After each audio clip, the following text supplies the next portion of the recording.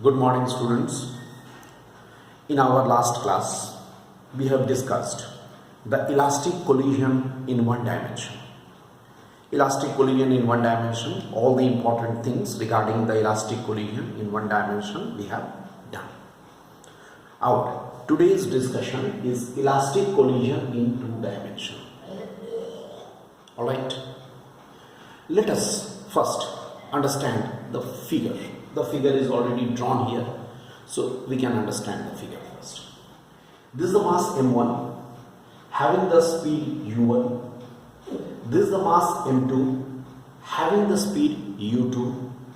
Both are moving along positive x direction. It's a positive x direction, very clearly indicated. Along this direction, both are moving. Suppose u1 is greater than u2. What will happen? Definitely the collision will take place. After collision, suppose they are scattered in the two different directions. They are scattered in these two directions. m1 is moving, suppose, with the speed v1. m2 is moving with the speed v2, forming angles alpha and beta respectively with x-axis. Obviously, it is the case of the two dimension because the bodies are moving in a plane, xy plane. Their bodies are moving, so definitely it is the case of the two dimension. This happens. Then, since we are discussing the elastic collision, again I remind you, in case of the elastic collision, the linear momentum as well as the kinetic energy both are conserved. Linear momentum as well as the kinetic energy both are conserved. Followed? So, one more thing we have to understand. When we are going to apply the conservation of linear momentum and conservation of kinetic energy, we have to realize one thing. Linear momentum is a vector quantity. Kinetic energy is a scalar quantity. So, linear momentum will be applied by resolving it. That means, linear momentum, conservation of linear momentum will be used along x-axis as well as along y-axis. Whereas, the kinetic energy conservation will be used in a simple way, just in a scalar way, like this. I write applying conservation of linear momentum. Okay, now along x-axis. First I take it along x-axis. Try to follow me. What happens? Along x-axis, I write initial momentum must be equal to the final momentum along x-axis, m1 u1 plus m2 u2. Mind this, both are along the x-axis. Should be equal to m1 v1 cos alpha, because this should be resolved, plus m2 v2 cos beta. I write this in continuation with the last class's equation number 9.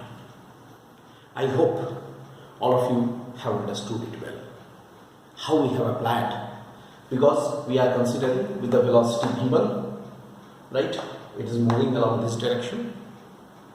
With the velocity v2, it is moving in this direction, so that it has a specific direction, forming angles alpha and beta respectively with x-axis.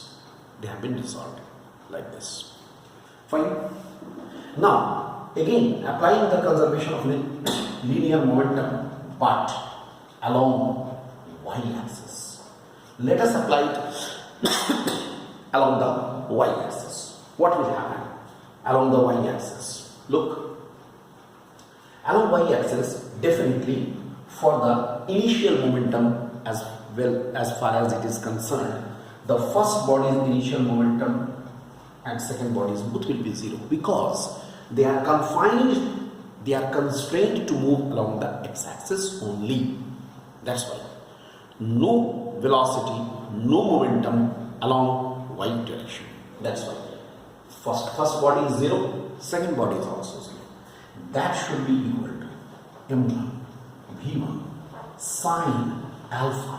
Look, sine alpha. And here it will be taken as minus because it will be taken negative y direction. That's why m v2 sine b2. Look at this. Along the y-axis we are taking, or we can say, or we can say here m1 v1 sine alpha, okay, equal to m2 v2 sine beta. I write this equation number 10. I hope you followed this also. And then now we shall apply, lastly we shall apply by the conservation of kinetic energy. By using the conservation of kinetic energy, let us apply the conservation of kinetic energy. What we shall have? By using the conservation of kinetic energy, simple half m1 u1 square, right, plus half m2 u2 square is equal to half m1 v1 square plus half m2 v2 square. Look, it will be like this. That means from both the sides half will be simply cancelled, and we have a new equation m1 u1 square plus m2 u2 square is equal to m1 v1 square plus m2 v2 square. I write this as equation number 11. Look, like this. Elastic collision in 2 dimensions. We are getting mainly these 3 equations. Equation number 9, 10 and 11.